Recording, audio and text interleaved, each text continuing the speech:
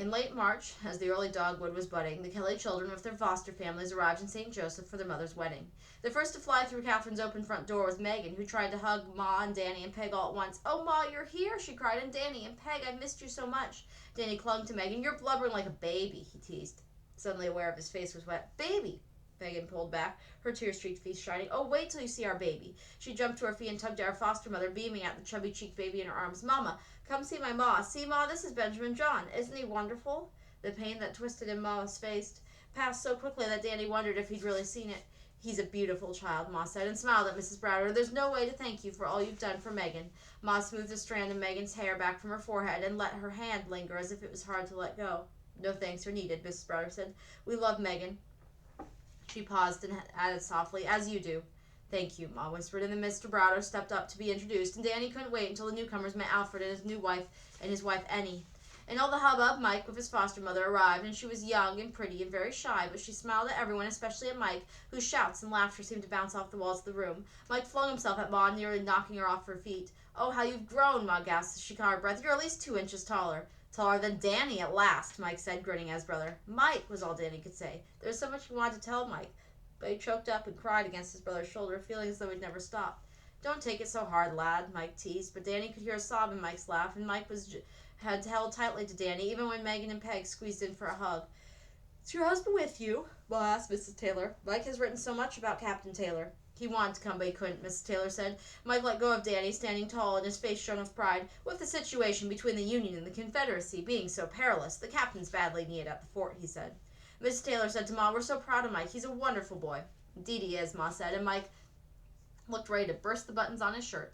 Soon Francis and Petey and the Cummingses arrived, and the tears and laughter were so loud and joyful that John Murphy mischievously poked Danny with his elbow and shouted above the uproar, "I do believe you were telling the truth about your noisy brothers and sisters after all."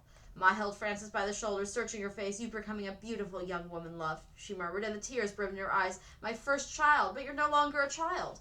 Mrs. Cummings stepped forward. "You can be very proud of Frances," she told Ma. "I've always been proud of Frances, Mary," Ma said, and she wrapped Frances in her arms. Danny tried to hug Frances too, but heard Ma whisper, "You wrote that now you understand." "I didn't know what else to do, love. Do you forgive me? Do you really forgive me?" "Oh, Ma," Frances said, burying her face in her mother's shoulder, "there's nothing to forgive. I just love you all the more."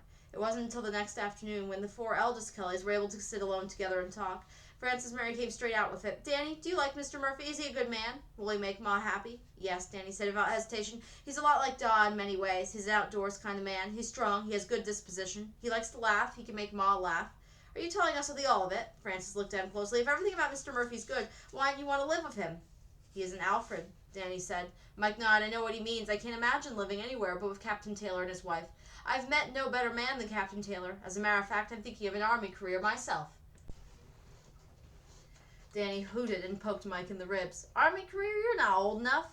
Mike did laugh and pushed him back, as Danny expected. Instead, Mike answered seriously, "The army will be needing drummer boys to go into battle with the troops." "Mike," Megan gasped and clutched his arm, "you wouldn't. You could get killed. Surely the captain wouldn't let you." Mike shrugged. "You're right. He doesn't think much of the idea." Quickly he changed the subject, asking Megan, "Do you like living out in the prairie so far from everyone?" Megan smiled and began to tell them of how she loved the prairie and her foster family, but Danny's mind was on Mike. He'd seen the guarded look in his eyes. "It's hard to believe. We have 2 families to belong to now," Frances said. "Would you like to live with Ma again?" Megan asked her. Frances thought for a long moment, the other studying her face, before she spoke. "I love Ma with all my heart," she said. "Not long ago I didn't know how I could get through the day without her, but now, well, it's as though I can see more clearly. I can love Ma just as much as I ever did, but I can love my foster parents too. Do you understand?" Megan nodded. "The more people you love, the more love you have to give." "It's not like having to make a choice," Mike added. "It's like having all the best." "It's strange to think of Ma getting married, though," Frances said. "I had to get used to the idea. I wasn't sure I liked it." "Ma's no different from us," Danny told her. Megan said it. "Now Ma's got more people to love, too."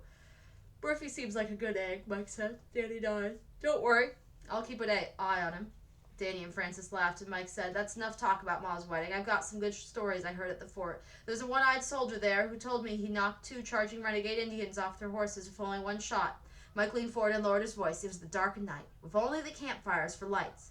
The next morning, a morning as clear and sunny as though it had been ordered, Noreen Kelly, wearing a new dress of palest blue, married John Murphy.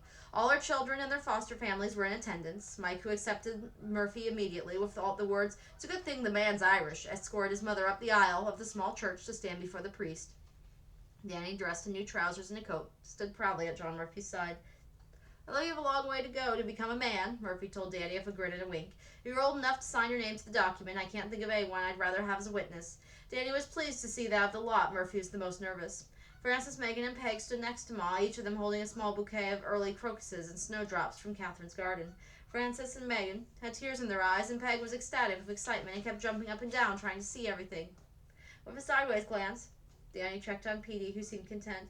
He was snuggled up against Mrs. Cummings, who was looking down at him and beaming.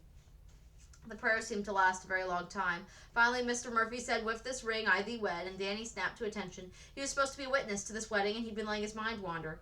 "Whom God has joined together, let no man put asunder," Danny heard the priest say. The people in the church began murmuring and smiling at each other, and Ma, whose face shone so brightly with happiness that Danny had a fleeting moment of guilt for ever wanting to keep her from Mr. Murphy. Catherine stepped up to hug Ma. Andrew was right behind her. They looked as radiantly happy as the just married couple. The Kellys gathered round to kiss their mother and shake hands with Mr. Murphy, wishing them well. And then as one, they drifted to the side of the church, away from the happy group, with Ma as the center. "What about us?" Frances said. She reached out and grasped Megan's hand. "The States will be involved in war soon. There's no doubt about it. I wonder when we'll ever see each other again. I wonder where our destiny will be." Megan put an arm around her sister's shoulders. "I can promise you we'll be together again," she said firmly. "Our destiny is going to be whatever we make it. And no matter where it takes us," Mike said, with a faraway look in his eyes again. "I agree with Megan," Danny said. "Things always work out the way they should." He paused and added, "That is, if you have a plan." As Grandma closed the journal, Jennifer gave a disappointed sigh. "So that's the all of it," she said. "Oh no," Grandma said, smiling. "The stories I've told you are really just the beginning." War was declared, and of course it affected all their lives. Jeff asked, "Did Mike go into the army as a drummer boy and go into battle, Grandma?" Jennifer turned to him and answered first, "Don't you remember, Jeff? Mike told Sister Captain Taylor didn't want him to." "Well, I think we've had enough for today," said Grandma. "I'm not going to tell you about Mike just yet."